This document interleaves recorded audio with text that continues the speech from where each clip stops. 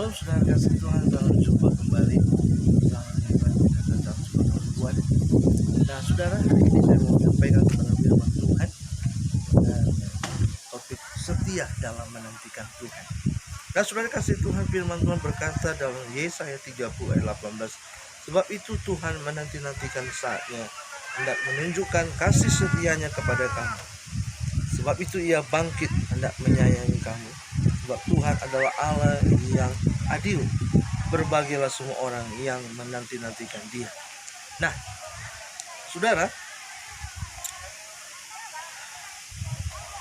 masalah yang dialami oleh manusia itu bisa berasal dari dalam dan juga bisa berasal dari luar. Dari dalam yaitu karena kesalahan yang kita buat, sedangkan dari luar itu adalah karena ada perlakuan atau perbuatan jahat orang lain. Seperti dikatakan dalam Yakobus 1 ayat 14, dikatakan tetapi tiap-tiap orang dicobai oleh keinginannya sendiri karena ia diseret dan dipikat olehnya. Nah, dalam kondisi seperti ini semua orang pasti mengharapkan adanya jalan keluar sesegera mungkin. Dengan keterbatasan dan ketidakpastian ini, kita sangat menantikan yang namanya uluran tangan Tuhan. Nah, pada saat menantikan pertolongan dari Tuhan, timbul masalah lain, yaitu berkenaan dengan sikap hati kita yang cenderung kita tidak sabar untuk menantikan pertolongan dari Tuhan. Sebab kita punya alasan, yaitu kita sering berpikir bahwa ini kita terdesak, situasi sedang sulit, situasi sedang sukar, aku segera butuh pertolongan dari Tuhan, dan segala macam berbagai alasan, sehingga terkadang kita ragu-ragu karena kita sedang menantikan pertolongan Tuhan. Tetapi saudara kasih Tuhan, seorang yang dewasa rohani, seharusnya kita tidak bersikap demikian, melainkan kita mau belajar untuk tetap sabar, ya, tetap terus bertekun menantikan Tuhan. Karena ketika kita mau belajar percaya bahwa Tuhan itu memiliki waktu tersendiri dan yang terbaik bagi kita. Seringkali kita berpikir saudara bahwa kalau bisa secepatnya ketika aku berdoa maka aku segera mendapatkan pertolongan dari Tuhan, ya. Tetapi pikiran kita dengan pikiran Tuhan tentu tidak sama, jelas berbeda. Dia ingin supaya kita boleh dapat belajar percaya, belajar untuk bersabar, belajar untuk tetap tekun, belajar untuk tetap yakin dan percaya bahwa Tuhan pasti menolong kita.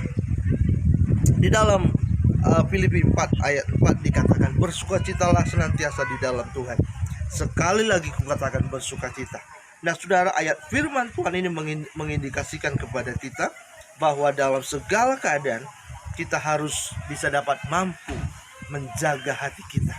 Nah tentunya respon dari menjaga hati itu adalah sikap kita untuk tetap percaya kepada Tuhan, sikap kita untuk selalu bersyukur kepada Tuhan, dan itu ditandai dengan tindakan dari dalam kehidupan kita, yaitu kita bisa dapat bersukacita di dalam Tuhan. Karena apa? Karena kita memiliki sebuah keyakinan, karena kita memiliki sebuah pengharapan bahwa Tuhan sanggup menolong kita, ya, sanggup untuk memberikan pertolongan, jawaban, mujizat, berkat yang kita perlukan, yang kita butuhkan, serta jalan keluar dari Tuhan. Jadi saudara kasih Tuhan, melalui renungan ini, mari kita mau belajar untuk kita bisa dapat menantikan waktu Tuhan terjadi di dalam kehidupan kita. Kendati keadaan serasa sepertinya tidak mungkin, situasi dan kondisi sepertinya menunjukkan tidak ada harapan, tetapi kita percaya bahwa tangan Tuhan terulur bagi kita dan Dia pasti menolong kehidupan kita. Untuk itu saudara, mari kita belajar untuk kita mau menantikan Tuhan, menantikan waktu Tuhan, karena pertolongannya tersedia, karena pertolongannya ajaib bagi kita.